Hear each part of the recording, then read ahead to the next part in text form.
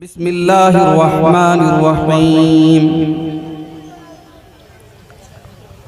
वक़ज़ा रब्बुका अल्ला तअबुदू इल्ला इय्याहु व बिल वालिदैनि इहसाना। इम्मा यब्लुगन्ना इंदकल किबरा अहदुहुमा औ किलाहुमा फला तक़ुल लहुमा उफ़्फ़िन वला तन्हरहुमा वक़ुल लहुमा क़ौलन करीमा वक़्फ़िद लहुमा जनाहज़्ज़ुल्लि मिनर रहमा वक़ुल रब्बिरहमहुमा कमा रब्बयानी सग़ीरा। सदर मोहतरम बुजुर्गों, नौजवान साथियों, माओ और बहनों, प्यारे बच्चों, आज का ये प्रोग्राम जो मस्जिद की तामीर और तरक्की के लिए आपके इलाके में रखा गया और माशाअल्लाह बड़े अच्छे अंदाज में मौलाना हुर्मुज़ साहब भी चंदा कर रहे थे और आप हजरात दिल खोल करके ताउन भी कर रहे थे। जिन लोगों ने इस मस्जिद में दान दिया है, चाहे वो रकम की शक्ल में, हमारी माओ बहनों ने भी मुख्तलिफ सामान की शक्ल में ताउन किया है, कुछ लोगों ने मटेरियल दिया है, सीमेंट और वगैरह वगैरह। अल्लाह ताला सबके चंदे को, सबके दान को अल्लाह ताला कबूल करे और मजीद जिन लोगों ने अभी तक हिस्सा नहीं लिया है, अल्लाह उनको भी इस कार्य खैर में, इस नेक काम में हिस्सा लेने की तौफीक अता फरमाए। मेरे भाइयों, मुझे ये अंदाजा नहीं था कि मेरी तकरीर इतने लास्ट में शुरू हुई। मैंने ये सोचा था 10 बजे, 10:15 बजे, 10:30 बजे तक तो मेरा नंबर आ ही जाएगा। काफी लेट 11 बजे के बाद नंबर आया है मेरा और मौसम के गड़बड़ होने के बावजूद अल्हम्दुलिल्लाह पिंडाल के नीचे हमारे मर्द हजरात भी और हमारी माएँ बहनें भी बहुत अच्छी तादाद में आई हैं। अल्लाह ताला हम सब की इस हाजिरी को भी कबूल फरमाए और कहने और सुनने से ज्यादा हम सबको अमल करने की तौफीक अता फरमाए। मेरे भाइयों, मैंने आपके सामने कुरान मजीद के 15वें पारे की 2 आयतें पढ़ी। ये सूरह बनी इसराइल की आयत नंबर 23 और 24 मैंने आपके सामने पढ़ी। कुरान का 15वां पारा सूरह बनी इसराइल आयत नंबर 23 से लेकर के 39 तक, 23 से लेकर के 39 तक, तकरीबन 17 आयतें, 23 से लेकर 39 तक 17 आयतें। इन 17 आयतों में अल्लाह ताला ने 15 बड़ी कीमती नसीहतें हमें और आपको दी। अल्लाह ने 15 ऐसी बातें बताई हैं जो पूरे दीन का, पूरे इस्लाम का खुलासा है। और आज की तकरीर में मैं यही 15 बातें आपको बताना चाहता हूं। ये 15 बातें पूरी होंगी, मैं स्टेज छोड़ दूं। इन 15 बातों को अगर हमने समझ लिया, हम समझो पूरे दिन को समझ लिया, तो आप सुनेंगे इंशाअल्लाह। ये अल्लाह की नसीहत है। अल्लाह ने 15 नसीहत की है हमें और आपको। नसीहत बुझते पारे ना बुझते पारे, नसीहत मतलब वाज, काम की बात, कीमती बात, अनमोल बात। अल्लाह ने 15 अनमोल बातें बताई। तो चलिए शुरू करते हैं। कुरान का 15वां पारा सूरह बनी इसराइल आयत नंबर 23। वक़ज़ा रब्बुका अल्ला ताबुदू इल्ला इय्याहु व बिल वालिदैनि इहसाना। तुम्हारे परवरदिगार ने ये हुक्म दिया है, ये आदेश दिया है, ये ऑर्डर दिया है कि तुम सिर्फ और सिर्फ उसी की इबादत करो, उसी की उपासना करो। ये पहला हुक्म है। इबादत अगर करो तो सिर्फ अल्लाह की करो। अब आप पूछेंगे इबादत क्या है? तो इबादत का मतलब हर वो काम जिससे अल्लाह ताला राजी और खुश हो जाए। नमाज भी इबादत है, रोजा भी इबादत है, ज़कात भी इबादत है, सर झुकाना भी इबादत है, हाथ फैलाना भी इबादत है, मदद के लिए पुकारना भी इबादत है, कसम खाना भी इबादत है, भरोसा करना भी इबादत है। ये सारे के सारे काम अल्लाह के लिए करना है। वक़ज़ा रब्बुका अल्ला ताबुदू इल्ला इय्या, तुम्हारे रब का ये आदेश है, उसका हुक्म है कि तुम इबादत करो तो सिर्फ और सिर्फ अल्लाह की करो, उसके साथ तुम किसी को शरीक न करो, किसी और की तुम कसम न खाओ, किसी और के ऊपर तुम भरोसा मत करो, किसी और के आगे सर न झुकाओ। इसीलिए मेरे प्यारे भाइयों, 5 टाइम की नमाज में जब भी अल्लाह के सामने खड़े होते हैं, बार बार इस बात का इकरार करते हैं, इय्याका नअबुदु व इय्याका नस्तईन, ऐ अल्लाह हम तेरी ही इबादत करते हैं और तुझ ही से मदद मांगते हैं। इबादत होगी तो अल्लाह की।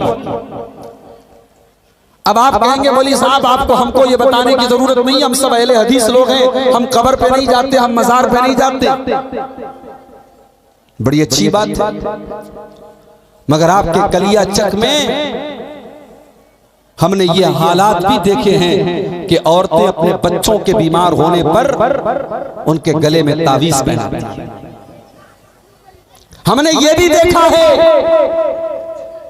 बच्चे बीमार हो गए, नजर लग गई, अब नजर को दूर करने के लिए गलत तरीका, मुशरिकाना तरीका अपनाया जाता है, गले में धागा पहनाया जाता है। अगर शौहर बीवी से मोहब्बत नहीं करता तो बीवी किसी बाबा के पास जाती है और बाबा से धागा लेकर के बांधती है या शौहर को बांधती है। क्या ये शिर्क नहीं है मेरे भाई? अल्लाह के नबी फरमाते हैं, इन्नर रुका वत्तमाइम वत्तिवलत शिर्कुन, हराम चीजों को पढ़ करके दम करना, जादू मंत्र को पढ़ करके दम करना और गले में तावीज लटकाना और मियाँ बीवी के बीच में मोहब्बत पैदा करने के लिए कोई धागा पहनना, ये तमाम की तमाम चीजें शिर्क हैं।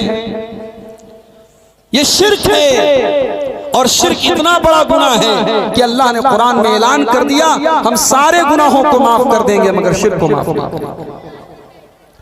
इन्नल्लाह ला यग़फिरु अन युशरक बिही व यग़फिरु मा दून ज़ालिका लिमन यशा, अल्लाह ताला सारे पापों को तो माफ कर देगा मगर शिर्क को माफ नहीं करेगा।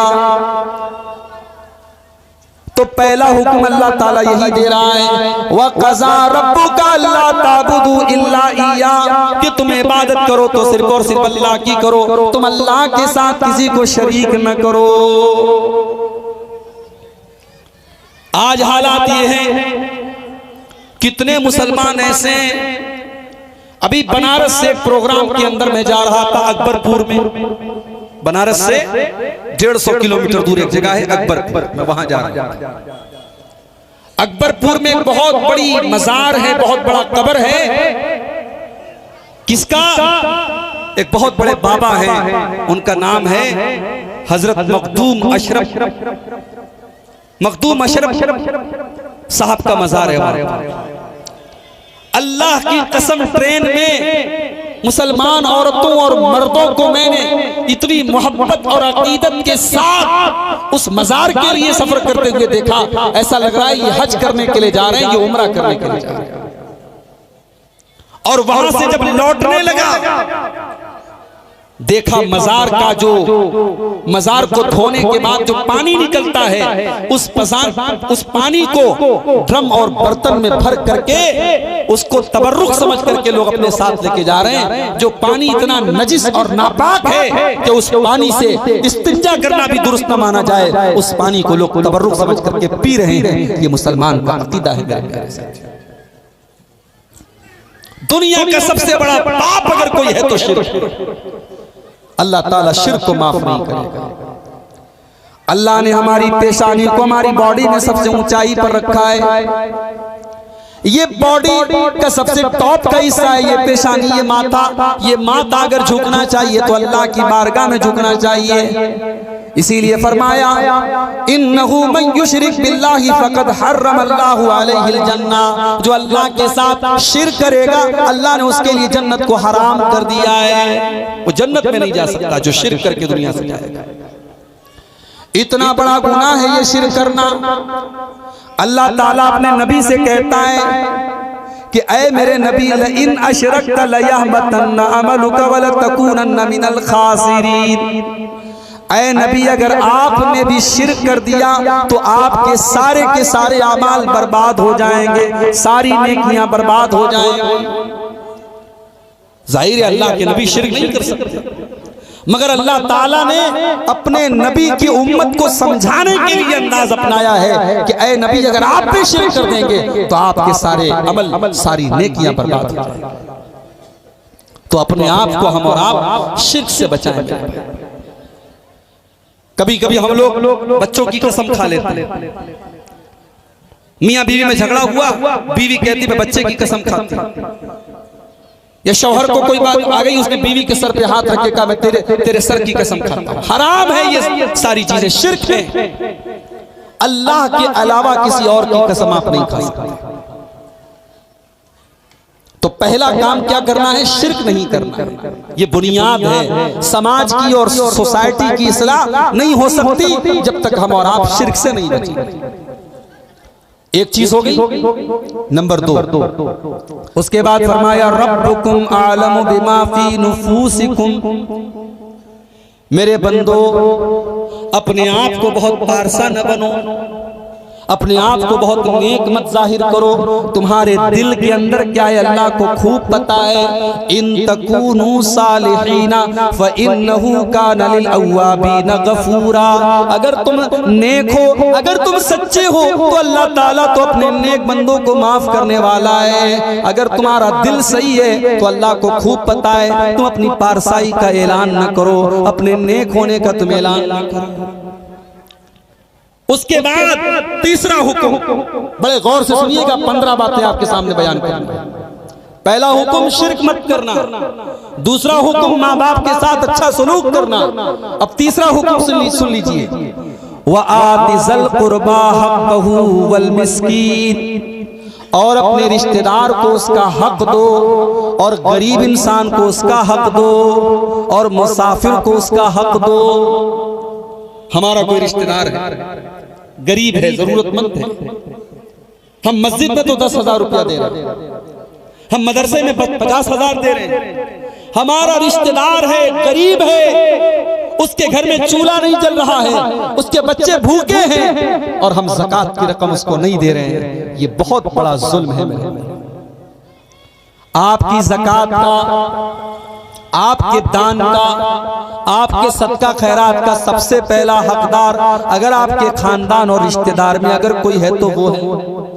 सबसे पहले अपने रिश्तेदारों को तलाश करो, अपने खानदान वालों को तलाश करो। अगर कोई मदद का हकदार है तो पहले उसकी मदद करो। व आतिज़ल कुर्बा हक़्क़हु, अल्लाह फरमाता है रिश्तेदार को उसका हक दो। आज तो हमारी नौजवान नस्ल को पता ही नहीं है उसके खानदान के कौन कौन लोग। आज तो जमाना इतनी तरक्की कर गया, इंसान को ये मालूम ही नहीं है कि मेरा खानदान कहाँ कहाँ है, मेरे घर के लोग कहाँ कहाँ हैं। वो तो अपनी महदूद और सीमित दुनिया में सिमट करके रह गए।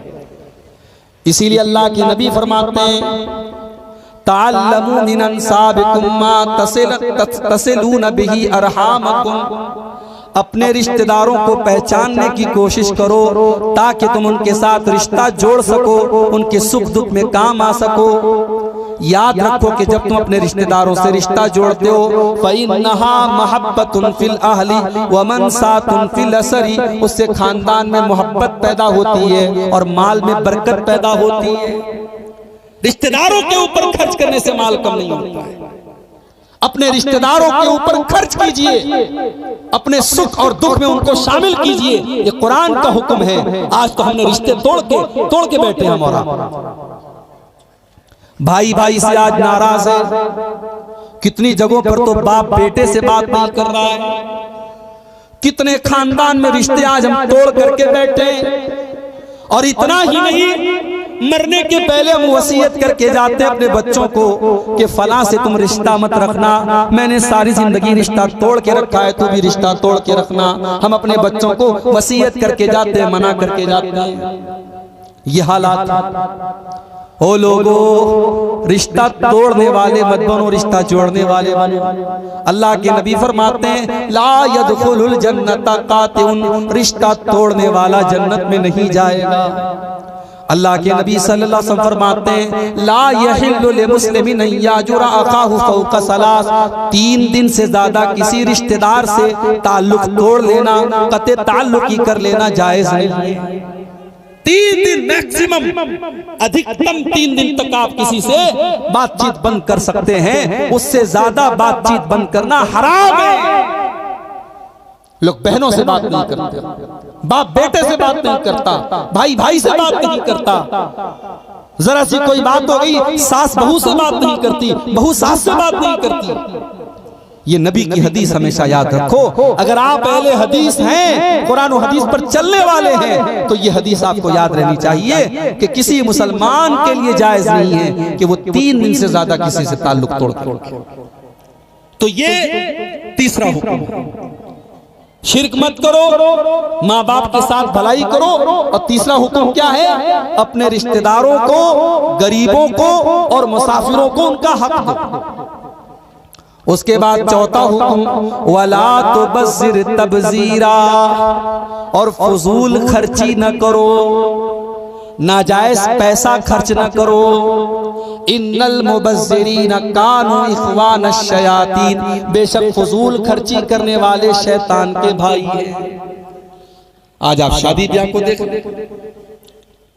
कलकत्ता के मटियापुर में शादी हुई, मुसलमान ने शादी की, अपनी बेटी को 2 किलो उसने सोना दिया। क्या फजूल खर्ची नहीं? एक जगह शादी हुई, बारात में जितने लोग जा रहे हैं, पहली बात तो ये बारात ही सही नहीं है, नबी के दौर में कभी बारात नहीं गई। और यहाँ बारात जा रही है 100 लोगों से, 150 लोगों से, 200 लोगों से, और हर बाराती के लिए लड़के वालों ने बाकायदा बेहतरीन ड्रेस का इंतजाम किया ताकि जितने बाराती जाएं सब एक कपड़े में। बनारस के करीब मऊ एक जगह है, अभी मऊ का एक वीडियो सामने आया, मुसलमान की शादी है, हाजी साहब दाढ़ी रखे हुए हैं, गोल टोपी लगाए हुए हैं, कुर्ता पायजामा पहने हुए हैं, जा रहे हैं, और जवान जवान लड़कियां गुलाब का फूल बरसा रही हैं, दोनों तरफ से गुलाब का फूल बरसा रहे हैं, और हाजी साहब बेचारे मुस्कुरा के बढ़ रहे। मेरे भाइयों, अगर हमने इन रस्मों को नहीं तोड़ा तो आने वाले हालात क्या होंगे आप नहीं कुछ बता सकते। अभी के हालात ये हैं कि गरीब बाप के लिए अपनी लड़की की शादी करना दुनिया का सबसे मुश्किल काम है। आपके बिहार और बंगाल के कितने गांव हैं जहां लड़कियों की शादी करने वाला बाप जब तक पूरे गांव को दावत न खिला दे तब तक वो लड़की की शादी नहीं कर सकता। ये रस्म रिवाज हमने बनाए, ये कुरान ने नहीं बनाए, ये हदीस ने नहीं बनाए, ये नबी ने नहीं बनाए, ये हमने और आपने बनाए। इन फजूल खर्चियों से अपने आप को आजाद करो मेरे प्यारे साथी। आज उम्मत की कितनी गरीब बेटियां हैं जिनके बाप के पास अपनी बेटी की शादी करने की ताकत नहीं है। कितने गरीब बच्चे हैं जो स्कूल में पढ़ना चाहते हैं, बहुत टैलेंटेड हैं, बहुत ज़हीन हैं, पढ़ाई में बहुत आगे, मगर बाप के पास उनकी फीस भरने का इंतजाम नहीं है। कितने बच्चे मदरसे में पढ़ते हैं, उनके बाप के पास उनके भेजने के लिए 100-200 रुपए महीने का इंतजाम नहीं है। कितनी मस्जिदों के इमाम हैं, 3-4 हजार रुपया उनकी तनख्वाह है, वो कैसे कैसे अपनी परिवार का, अपनी फैमिली का गुजारा करते हैं। और आज हम शादी ब्याह पे लाखों करोड़ों पानी की तरह बहा देते हैं। आज कितने गरीब भूखे रहते हैं और अमीरों की शादियों में लाखों रुपए का खाना डस्टबिन में फेंक दिया जाता है, कूड़ेदान में फेंक दिया जाता है। वो लोगों फजूल खर्ची न करो। अल्लाह फरमाता है इन्नल मुबज़्ज़िरीन कानू इख्वान शयातीन, फजूल खर्ची करने वाले शैतान के भाई हैं। आपके यहाँ एक रस्म और पता चला, शादी में वकील बनाया जाता है, ये वकील तो बना सकते हैं, हमारे यहां भी वकील बनाया जाता है, मगर वकील कौन बनेगा? या तो बाप खुद वकील बने या बाप अपने घर के किसी फर्द को बना दे। मिसाल के तौर पर लड़की का मामू है, लड़की का चाचा है, लड़की का फूफा है, कोई करीबी रिश्तेदार है, उसको वकील बना दे। और वकील का काम बस इतना है कि निकाह के मौके पर उसकी सिग्नेचर होगी और वो लड़की वालों की तरफ से गवाह के तौर पे उसमें शामिल होगी। मुझे पता लगा आपके यहाँ वकील जो होता है साहब, वो तो उसकी बड़ी अहमियत होती है। जो वकील बन गया, लड़का ससुर के घर दावत बाद में खाने जाएगा, वकील के घर पहले जाएगा। ससुर को सलाम बाद में करेगा, वकील को पहले करेगा। माफ कीजिए, ये रस्म हमने और आपने बनाई है, इस्लाम के अंदर इस रस्म की कोई हैसियत। हर वो रस्म जो समाज के लिए बोझ बन जाए, जिसका कुरान और हदीस से कोई सबूत न हो, उस रस्म को अपने जूतों तले रोक दो और फेंक दो और खत्म कर दो। ये जहेज की रस्म, ये बारात की रस्म, ये हल्दी की रस्म, ये मंगनी की रस्म, सिर्फ मंगनी की फंक्शन पर आज लाखों रुपए खर्च कर। हल्दी वाले दिन सारी लड़कियां हल्दी कलर का कपड़ा पहन रही, नाच गाना हो रहा है। शादी वाले दिन वीडियो रिकॉर्डिंग हो रही है साहब, वीडियो रिकॉर्डिंग वाला कैमरा लेके औरत के दुल्हन के कमरे में घुस रहा है, हमारे और आपके घर की औरतों का फोटो ले रहा है, वीडियो ले रहा है। कहां चली गई हमारी गैरत? कहां चली गई हमारी शर्म व हया? अरे हम मुसलमान हैं, हमारी पहचान है तो हमारी गैरत से है, हमारी पहचान है तो हमारी शर्म व हया से है। जो बेगैरत हो जाए, जो बेहया हो जाए, जो बेशर्म हो जाए, फिर वो इस्लाम से उसका कोई ताल्लुक नहीं। इसलिए फजूल खर्ची के इन तमाम रास्तों को बंद करो मेरे भाइयों, निकाह को आसान करो। और आगे अभी बात आएगी, इन 15 बातों में एक बात यह भी है कि ज़िना के करीब मत जाओ। उस पर हम बात करेंगे कि ज़िना के करीब जाने से अल्लाह ने मना किया है। कौन कौन सी चीजें हैं जिसकी वजह से आज समाज में ज़िना हो रहा है, अभी बात आगे आ रही है, हम बता रहे हैं उसके बारे में। तो पहला हुक्म है शिर्क मत करो। दूसरा हुक्म माँ बाप के साथ अच्छा सलूक करो। तीसरा हुक्म रिश्तेदारों के साथ, गरीबों के साथ और मुसाफिरों को के साथ उनको उनका हक दो।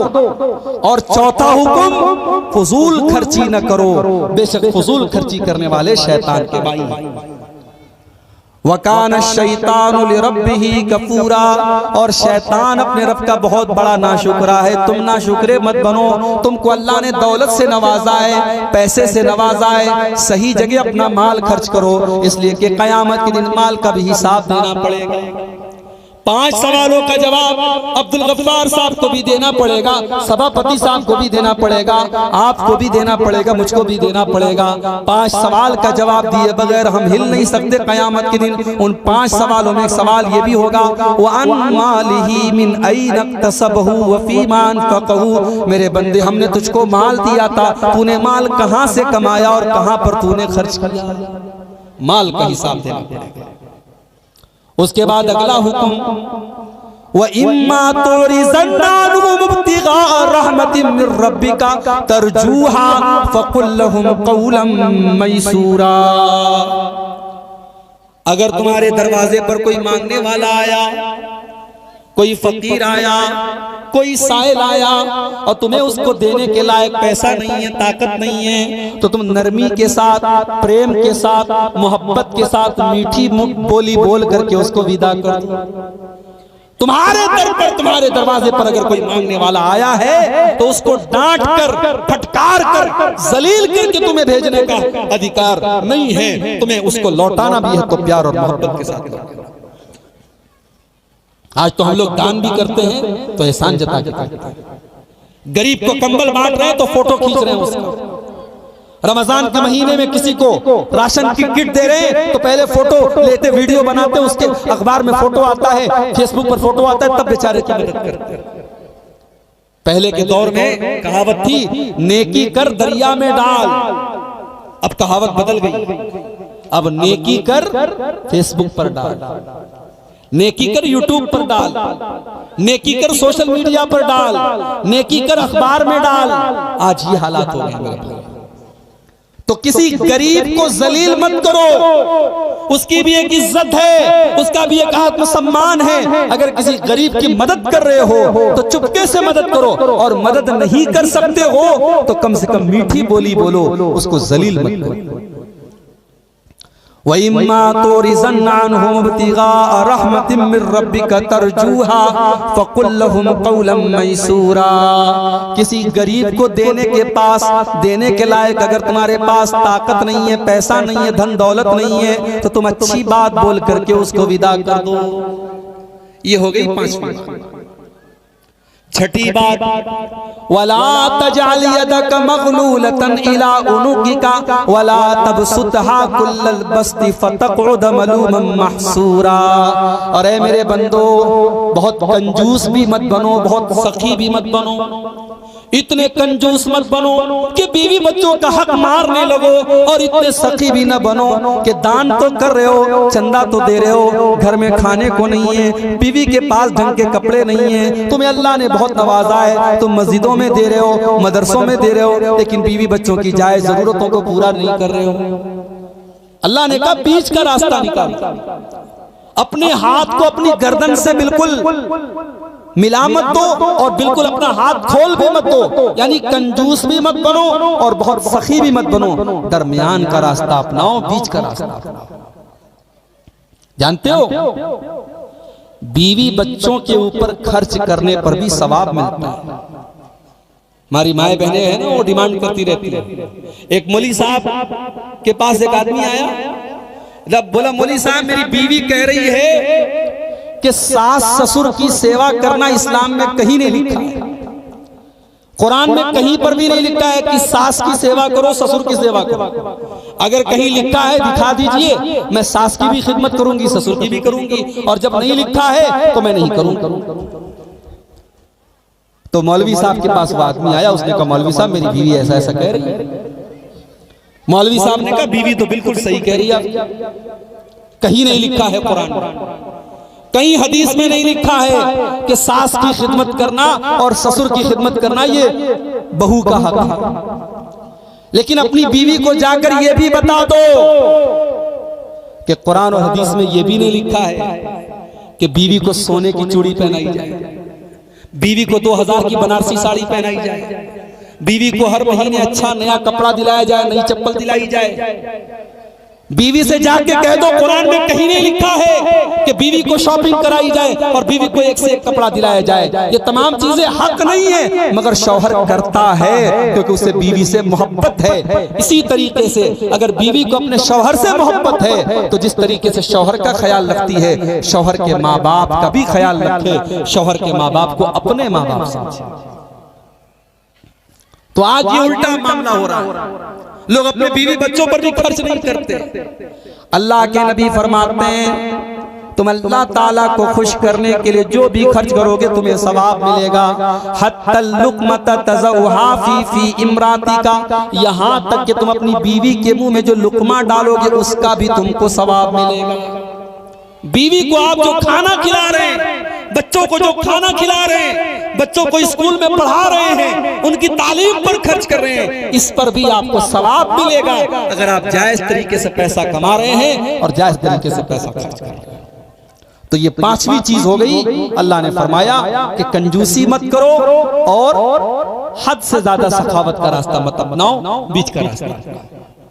अब यहां पर एक सवाल पैदा हुआ कि ऐ अल्लाह, बहुत सारे लोगों को हम देखते हैं कि बहुत नेक है, बहुत मुत्तकी है, परहेजगार है, पांचों टाइम के नमाजी हैं, लेकिन बहुत गरीब है, छोटा सा घर है, बड़ी मुश्किल से अपने परिवार का पेट पालते हैं, और दूसरी तरफ बहुत बेईमान इंसान है, बहुत गुनहगार है, शराबी है, बदकार है, लेकिन पूरे कलियाचक में उससे बड़ा अमीर और मालदार कोई नहीं है। ऐ अल्लाह, ये बात हमें समझ में नहीं आई कि तुझको जो पांचों टाइम का नमाज पढ़ता है, तेरी बारगाह में सर झुकाता है, वो तो गरीब है, और जो तेरा नाफरमान है वो बहुत अमीर है। ये बात समझ में नहीं आती। अल्लाह ने इसका भी जवाब दिया, इन्न रब्बक यबसुतुर रिज़्क़ लिमन यशाउ मिन इबादिही व यक़दिर।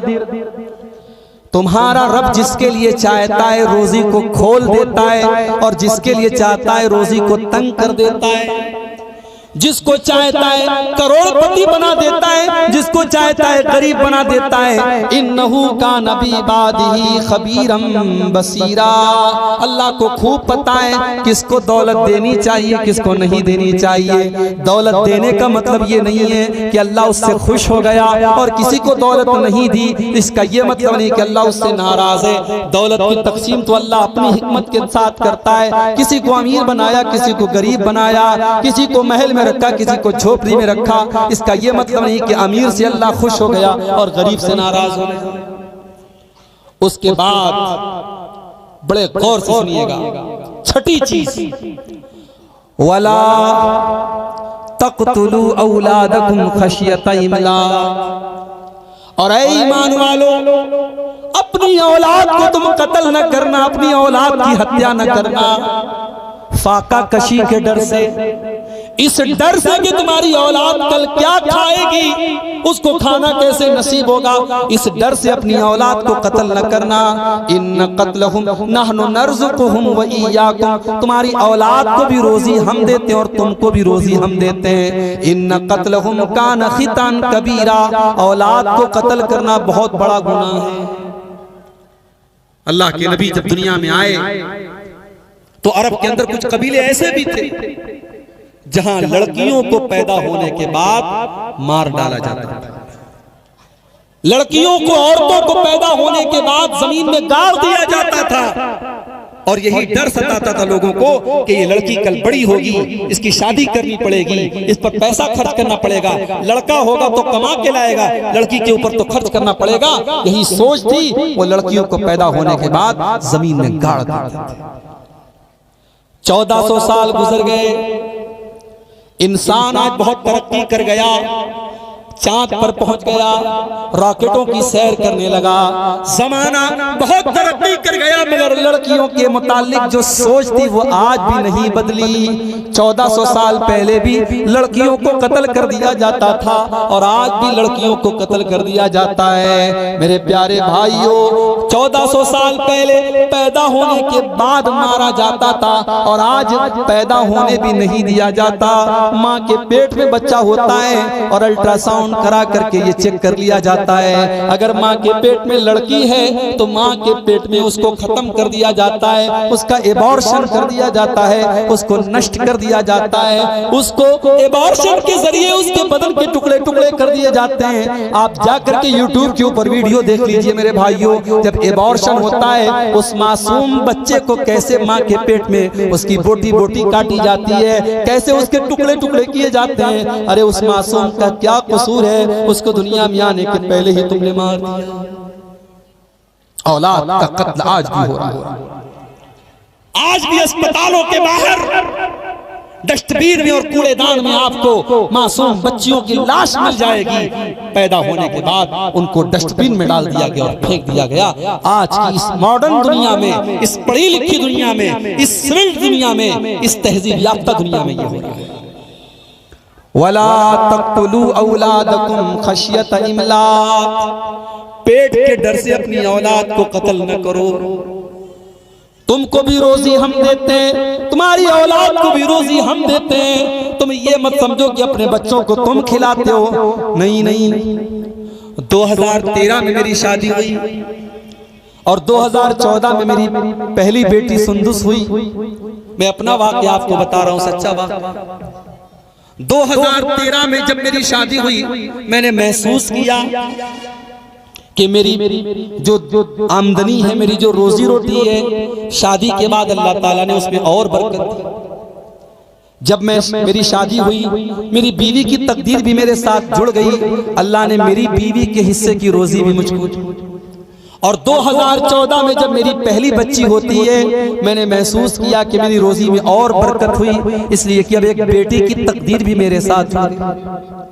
और 2018 में जब दूसरी बच्ची मुझे होती है, मैंने अपनी रोजी रोटी में और बरकत महसूस की, इसलिए कि अब मेरे साथ मेरी बीवी के साथ साथ 2-2 बच्चों की तकदीर भी मेरे साथ जुड़ गई है। मेरे प्यारे साथियों, आप कभी ये ना समझिए कि आपके बच्चे को आप खिला रहे हैं, नहीं नहीं, आपका बच्चा जब आता है अपने हिस्से की वो रोजी लेकर के आता है, उसके हिस्से की रोजी भी अल्लाह ताला आपको अता करेंगे। शर्त यह है कि आप हलाल तरीके से मेहनत करते रहिए। अल्लाह ने फरमाया नानु नर्ज़ुकुहुम व इय्याकुम, तुम्हारी औलाद को भी हम रोजी देते हैं और तुमको भी हम रोजी देते हैं, इसलिए अपनी औलाद को कत्ल न करना।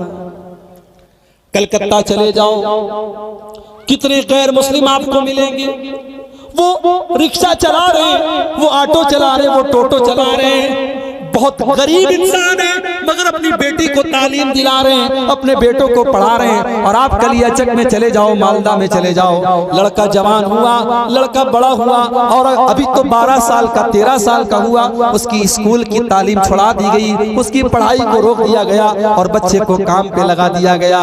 मेरे प्यारे साथियों, अपने बच्चों को तालीम से रोकना, अपने पेट के लिए, अपनी रोजी रोटी के लिए अपने बच्चों को तालीम से महरूम करना, ये भी उनको कत्ल करने के बराबर है, ये भी उनकी हत्या करने के बराबर है। अगर आपका बच्चा पढ़ने का शौक रखता है, अगर पढ़ने में ज़हीन है, टैलेंटेड है, आप अपने कारोबार और अपनी आमदनी को कुर्बान कर दो, अपने बच्चे को आला तालीम दिलाओ। भारत में आज उन्हीं लोगों का भविष्य अच्छा है, उन्हीं लोगों का मुस्तकबिल अच्छा है जो तालीम के मैदान में, जो एजुकेशन के मैदान में आगे रहेंगे। अगर आपने अपने बच्चों को तालीम नहीं दिलाई, अपनी बच्चियों को तालीम नहीं दिलाई, तो आगे आने वाले हालात बहुत खराब हो जाएंगे। अपनी औलाद को कत्ल मत करो, अपनी औलाद की तालीम और तरबियत से महरूम करना भी उनको कत्ल करने के बराबर है। तो ये हो गई छठी चीज कि अपनी औलाद को कत्ल मत करो, औलाद का कत्ल करना बहुत बड़ा गुनाह है। 7वीं चीज, वला तक़रबुज़ ज़िना इन्नहु काना फ़ाहिशतन व साअ सबीला। और ऐ मेरे बंदो, तुम ज़िना के करीब न जाना, ये ज़िना बहुत गंदा काम और बहुत बुरा रास्ता है। मेरी प्यारी माँ बहनों, बड़े अदब के साथ, बड़े प्रेम के साथ, बड़ी मोहब्बत के साथ आपसे कहना चाहूंगा कि आज आपके बंगाल में जो पर्दे का हाल है वो बहुत बुरा है। और हालात ये है कि आपके गांव में और आपके मोहल्ले में अगर कोई लड़की नकाब में निकलती है तो आज उसको अजीब नजर से देखा जाता है कि ये नकाब वाली लड़की कहां से। आज हालात ये है, बेपर्दगी का आलम यह है बंगाल के अंदर कि पर्दा करने वाली आज उसको अजीब नजरों से देखा जा रहा है कि ये पर्दा करने वाली लड़की कहां से। ओ मेरी प्यारी माँ बहनों, ये पर्दा कोई बंगाल और बिहार से तो इसका कोई ताल्लुक नहीं है, ये पर्दा किसी बिरादरी के लिए तो नहीं आया, ये पर्दा किसी स्टेट और किसी राज्य और किसी इलाके के लिए तो नहीं आया, ये पर्दा तो अल्लाह ने ईमान वाली औरतों को इसका ऑर्डर दिया है। कुरान का 21वां पारा उठाओ, अल्लाह फरमाता है या अय्युहन नबी कुल अज़वाजिका व बनातिका व निसाइल मुमिनीना युदनीना अलैहिन्ना मिन जलाबिबिहिन्ना। ऐ नबी, अपनी बीवियों से कह दीजिए, अपनी बेटियों से कह दीजिए और तमाम मोमिना औरतों से कह दीजिए जब वो अपने घर से निकला करें तो अपने ऊपर चादर डाल लें, अपने ऊपर नकाब डाल लें, अपने ऊपर कोई ऐसा कपड़ा डाल ले जो उनके पूरे शरीर को ढांप ले। ये पर्दा उनकी पहचान बन जाएगा, ये पर्दा दुनिया को बताएगा ये इज्जतदार घर की लड़कियां हैं, ये अच्छे घर की लड़कियां हैं, ये नेक घर की लड़कियां हैं। फला यूज़ैन, और कोई उनको छेड़ने की जुर्रत नहीं करेगा। पर्दा क्यों दिया गया? इसका हुक्म इसीलिए दिया गया ताकि समाज में ज़िनाकारी को रोका जाए। मेरे प्यारे साथियों, जब तक आपके घर की औरतें पर्दा नहीं करेंगी तब तक ज़िनाकारी नहीं रुक सकती। इसी ज़िनाकारी को रोकने के लिए इस्लाम ने ये तालीम दी कि मर्द और औरत अगर गैर महरम है तो वो अकेले में एक दूसरे से न मिले। अगर देवर अपनी भाभी के लिए गैर महरम है तो देवर अपनी भाभी से तन्हाई में न मिले। भाभी को चाहिए कि देवर से पर्दा करे और देवर को भी चाहिए कि भाभी का आमना सामना करने से बचे। इसलिए कि अल्लाह के नबी फरमाते हैं अलहम्दु अल मौत, ये जो शौहर के करीबी रिश्तेदार हैं ये तो औरत के लिए मौत का दर्जा रखते हैं। जीजा अपनी साली के लिए और देवर अपनी भाभी के लिए मौत का दर्जा रखता है, इसलिए कि ये वो रिश्ते होते हैं जिसमें आमतौर से बड़ी लापरवाही होती है। साली अपने जीजा के साथ बाइक पर बैठ के सैर कर रही है, भाभी देवर के साथ बाइक पर और कार में बैठ के जा रही है।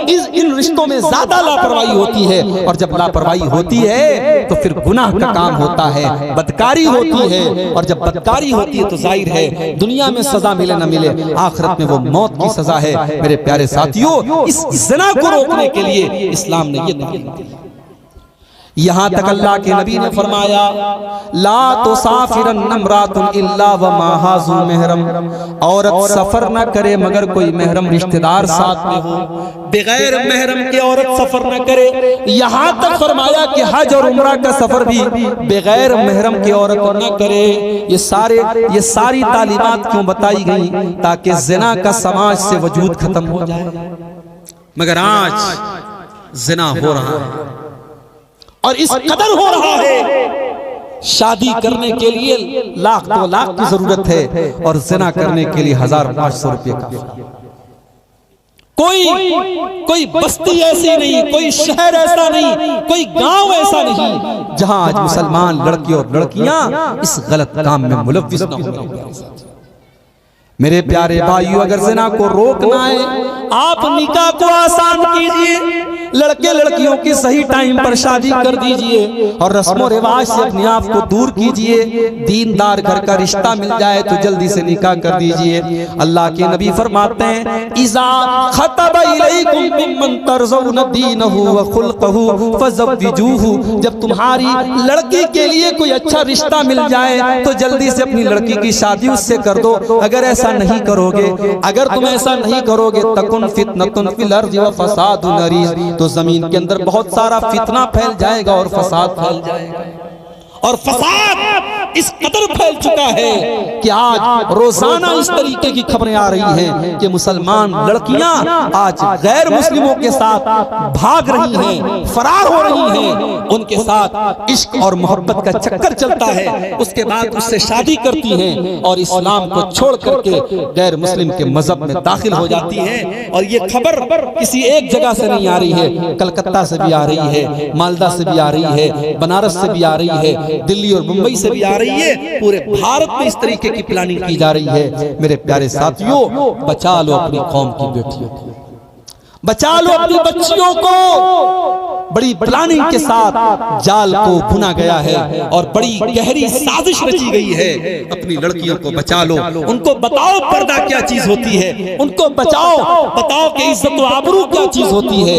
और हमने और आपने तो बड़ा गजब ये किया है, बड़ा गजब ये किया है कि आज मस्जिद में जुमा की नमाज होती है, औरतों के लिए मस्जिद में इंतजाम नहीं होता। आप क्या है कि नहीं इंतजाम? अगर है तो बहुत अच्छी बात है, अगर नहीं है तो मेरे भाइयों आप इंतजाम करवाइए, आप इंतजाम करवाइए भी। मस्जिद के लिए आप चंदा कर रहे हैं, मस्जिद में आप जिस तरीके से मर्दों के लिए इंतजाम करते हैं, औरतों के लिए भी इंतजाम कीजिए। रमजान का महीना आ रहा है, तरावी की नमाज के लिए आप औरतों का पर्दे के साथ इंतजाम कीजिए। ईद की नमाज में तो बिल्कुल जरूरी है आप औरतों का इंतजाम कीजिए। आज अफसोस की बात है, बंगाल और झारखंड के बहुत सारे इलाकों में अहले हदीस मस्जिदों में औरतों के लिए इंतजाम नहीं है। हमारी औरतों को दीन की बात कौन बताएगा? जलसे तो साल में एक बार होते हैं, और जलसों में आधी बातें लोग सुनते हैं, आधी बात हवा में उड़ा देते हैं। जुमा का आधा घंटे का खुतबा होता है, इमाम साहब बड़ी तैयारी और मेहनत करके दीन की बातें बताते हैं। वो बातें हम और आप जिस तरीके से सुनते हैं, हमारे घर की ये बहू बेटियां, हमारी माएँ बहनें, इनका भी सुनना बहुत जरूरी है मेरे भाइयों। और अपनी बच्चियों को सिर्फ कुरान मत पढ़ाओ, सिर्फ मौलवी साहब और हाफिज जी को बुलाकर कुरान पढ़ा लेने से काम नहीं चलेगा। उनको दीन की मोटी मोटी बातें भी बताना जरूरी है। इस पर अभी से मेहनत शुरू कर दो, वरना आने वाले दिनों में बहुत पछताना पड़ेगा। अल्लाह ने फरमाया, वला तक़रबुज़ ज़िना, तुम ज़िना के करीब भी न जाना, इन्नहु कान फ़ाहिशतन व साअ सबीला, ये ज़िना बहुत ही गंदा रास्ता है, बहुत ही बुरा रास्ता है। उसके बाद फरमाया, वला तक़्तुलुन नफ़्सल्लती हर्रमल्लाहु इल्ला बिल हक़्क़ि, और तुम किसी निर्दोष की हत्या न करना, किसी बेकसूर को कत्ल न करना।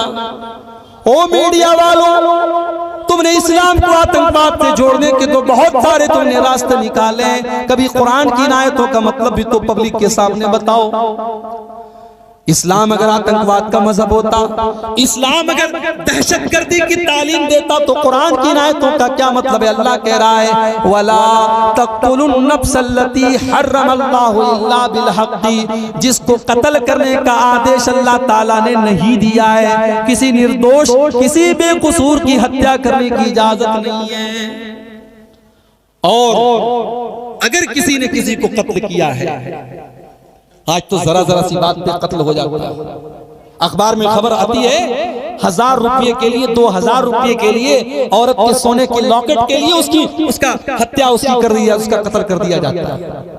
इस्लाम का कानून कितना कठोर है इस मामले में। अगर किसी ने किसी को कत्ल कर दिया है तो कातिल को बदले में कत्ल किया जाएगा। इस्लाम में जान के बदले जान है, कत्ल के बदले कत्ल है। अगर आपने किसी को कत्ल किया है तो मकतूल के बदले कातिल को कत्ल किया जाएगा। वमन कुतिल मज़लूमन फ़क़द जअलना लिवलिय्यिही सुल्तानन फ़ला युसरिफ़ फ़िल क़त्ल इन्नहु कान मंसूरा। और जिसको मजलूमाना तरीके से कत्ल किया गया हो, जिसके ऊपर जुल्म किया गया, उसको कत्ल किया गया हो, हमने उसके घर वालों को ये अथॉरिटी दी है, ये हक दिया है कि वो किसास भी ले सकते हैं। वो बदले में चाहे तो उस कातिल को कत्ल करवा सकते हैं, और अगर माफ कर दें तो दियत लेकर के, उसका मुआवजा लेकर के, जो इस्लाम ने मुआवजा तय किया है वो मुआवजा लेकर के छोड़ सकते हैं। इस्लाम में दोनों ऑप्शन हैं, कातिल को कत्ल भी किया जा सकता है, और अगर जिसको कत्ल किया गया है, जिसकी हत्या हुई, अगर उसके घर वाले तैयार हैं तो फिर उसको पैसा देकर के माफ भी किया जा सकता है।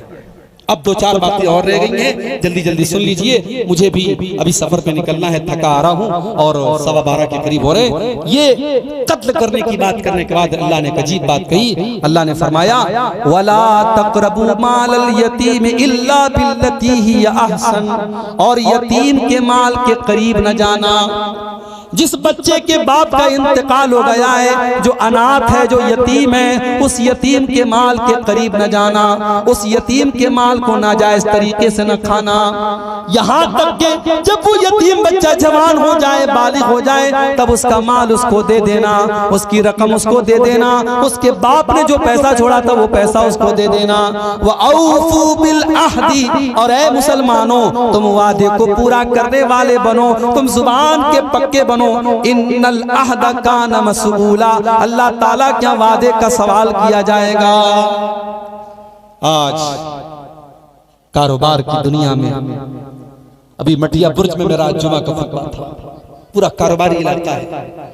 वहां के लोग बताते हैं कि मौलवी साहब माल लेने के लिए गैर मुस्लिम आता है, ताव से पैसा फेंकता है, माल खरीदता है। मुसलमान आता है लंबी दाढ़ी लगा के, टोपी लगा के, माथे पे सजदे का निशान। हम मुतासिर हो जाते हैं, प्रभावित हो जाते हैं, माल दे देते हैं, कहता 2 महीने में पेमेंट दे दूंगा, 2 महीने के बाद मोबाइल स्विच ऑफ। का जितनी बड़ी दाढ़ी है और जितना हुलिये से दीनदार है, उतना ही बड़ा फ्रॉड करता है। और हमको तकलीफ होती है कि हमारा मुसलमान भाई ऐसा करता है। आज पूरे भारत में हमारे ऊपर ऐसे ही लात जूते नहीं पड़ रहे, हमने अपनी जुबान की वैल्यू को खो दिया है। मेरे प्यारे साथी, मुसलमान अपने वादे का पक्का होना चाहिए। वअऊफू बिल अहदी, वादे को पूरा करने वाले बनो। इन्नल अहद कान मसऊला, अल्लाह ताला क्या तुम्हारे वादे का सवाल किया जाएगा। वअऊफू बिल कैल इज़ा किलतुम, और जब तुम कोई सामान तौल करके दो, नाप करके दो, तो पूरा पूरा नाप करके दो। वज़िनू बिल क़िस्तासिल मुस्तक़ीम, और सही तराजू पर सामान को तौल करके दो। ज़ालिका खैरुन व अहसनु तावीला, तुम सामान सही तौल करके दोगे तो इसी में तुम्हारा अंजाम अच्छा है। आज अगर तुमने 2 नंबर से पैसा कमा लिया, तुमने सट्टा करके पैसा कमा लिया, तुमने लॉटरी के जरिए पैसा कमा लिया, तुमने ऑनलाइन गेम खेल करके पैसा कमा लिया, ओ मेरे नौजवान भाइयों, तुमने जुआ खेल करके पैसा कमा भी लिया। वो पैसा बज़ाहिर तो आप उससे पैसे वाले बन जाएंगे, मगर अंजाम बुरा होने वाला है, उसका रिजल्ट बुरा होने वाला है, उसका नतीजा बुरा होने वाला है। और हलाल का आपने थोड़ा सा भी कमाया है, उसका अंजाम अच्छा होने वाला है। हराम कमाई का अंजाम अच्छा नहीं है मेरे भाई। इसलिए हराम से बचो, बेईमानी से बचो, चोरी से बचो। इस्लाम तो वो दीन है। अल्लाह के नबी मार्केट में जाते हैं, एक सहाबी की अनाज की दुकान है, गल्ले की दुकान है। गल्ले के अंदर अल्लाह के नबी ने हाथ डाला, अंदर अनाज भीगा हुआ है। आपने कहा ये भीगा हुआ अनाज कैसा है? साहबी ने कहा अल्लाह के नबी बारिश हो गई थी, अनाज भीग गया था। आपने कहा अगर अनाज भीग गया था, तुमने भीगा अनाज अंदर क्यों रखा है? तुम तो कस्टमर को धोखा दे रहे हो, तुम तो खरीदार को धोखा दे रहे हो। ऐ मेरे साहबी कान खोल करके सुन लो, मन गशना फलैसा मिन्ना, जो धोखाधड़ी करता है वो हम में से नहीं है। इसलिए धोखाधड़ी करना, नाप तौल में कमी करना, डंडी मारना, ये मुसलमान का शेवा नहीं होना चाहिए। अल्लाह ने कहा जब सामान तौल के दो, सही तराजू पे तौल के दो, पूरा सामान तौल के दो। उसके बाद फरमाया वला तख्फ मा लैसा लक बिही इल्मुन, और ऐ मुसलमानों तुम ऐसी चीज के पीछे मत पड़ो जिसका तुमको इल्म न हो। सोशल मीडिया का दौर है, व्हाट्सएप का दौर है, फेसबुक का दौर है, यूट्यूब का दौर है।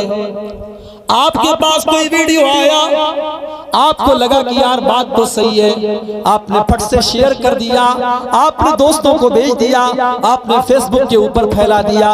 बाद में पता चला कि आपने जो वीडियो फैलाया था वो वीडियो फर्जी था, वो झूठा था, वो गलत था। आपने गलत चीज को फैलाने का काम कर दिया। कितने दंगे और फसाद इसी वजह से आज हो चुके हैं, कितने शहरों में खून खराबा आज इसी वजह से हो चुका है। इसीलिए अल्लाह ताला हुक्म दे रहा है वला तख्फ मा लैसा लक बिही इल्मुन, जिस चीज की तुमको नॉलेज ना हो उस चीज के पीछे न पड़ो। इन्न समा वल बसरा वल फुआद कुल्लु उलाइका कान अन्हु मसऊला। अल्लाह ताला के तुम्हें अपने कान का भी हिसाब देना है, अपनी आंखों का भी हिसाब देना है, अपने दिल का भी हिसाब देना है। और खास तौर से अगर कोई दीन से रिलेटेड चीज है, कोई कुरान की आयत है, कोई नबी की हदीस है, तो किसी अच्छे आलिम से आप पहले कांटेक्ट कर ले कि शेख साहब, मौलाना साहब, ये हदीस मेरे पास आई है, जरा आप चेक करके बता दें क्या ये हदीस सही है। आपको जितनी भी अच्छी वो बात लग रही हो, जब तक किसी आलिम से कंफर्म न कर ले तब तक उसको फॉरवर्ड और शेयर न करें। और यूट्यूब पर हर तकरीर करने वाला और हर बयान करने वाला उसकी लच्छेदार बातें और उसकी मीठी बातों में ना आए, पहले पता कर लें वो आलिम सही है कि नहीं है, वो स्कॉलर सही है कि नहीं है, उसका अकीदा सही है कि नहीं है, उसका मनहज सही है कि नहीं है। उसके बाद ही उसकी वीडियो को आगे बढ़ाइए। ये उसूल याद रखिए। अल्लाह ने फरमाया कि जिस चीज की तुम्हें नॉलेज ना हो उसके पीछे मत। अब उसके बाद 14वीं चीज,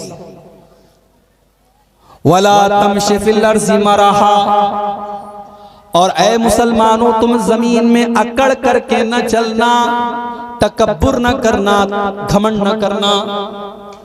इन्नका लन तखरिकल अर्ज़ वलन तबलुगल जिबाल तूला। ऐ इंसान तू तकब्बुर करता है, तू घमंड करता है, न तो तू जमीन को फाड़ सकता है, न तू पहाड़ के ऊपर चढ़ सकता है। तुझे घमंड करना जेब नहीं देता, तुझे तकब्बुर करना जेब नहीं देता। तू तकब्बुर न कर, तू घमंड न कर। घमंड मत करो, अल्लाह को घमंड पसंद नहीं, न पैसे का घमंड, न ताकत का घमंड, न इल्म का घमंड, तकब्बुर मत करो। अब उसके बाद 15वीं चीज, अल्लाह ने ये 14 चीजें बयान करके फरमाया कुल्लु ज़ालिका कान सय्युहु इंद रब्बिका मकरूहा। ऐ मेरे बंदो, ये जितनी बातें बयान की गई, ये सारी की सारी बातों में जो बुरी बातें हैं वो तुम्हारे रब को बहुत नापसंद है। ज़ालिका मिम्मा औहा इलैका रब्बुका मिनल हिक्मा, ये अल्लाह ताला हिकमत की बातें अपने नबी को बता रहा है। फला तजअल मअल्लाहि इलाहन आखर फतुल्का फी जहन्नम मलूमम मदहूरा।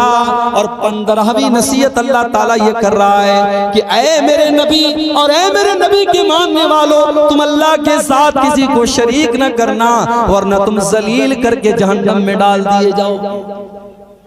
पहली चीज भी शिर्क से मना किया और 15वीं चीज भी शिर्क से मना किया। पता ये चला कि अगर आपको इस्लाह मुआशरा करना है, समाज के अंदर सुधार करना है, समाज को सही बनाना है, तो सबसे पहले समाज का अकीदा सही करना पड़ेगा। आप तो अहले हदीस है माशाअल्लाह, क्या पूछना है साहब? मां अहले हदीस हैं दगारा नशना से। हम अहले हदीस हैं, हम दगा नहीं जानते।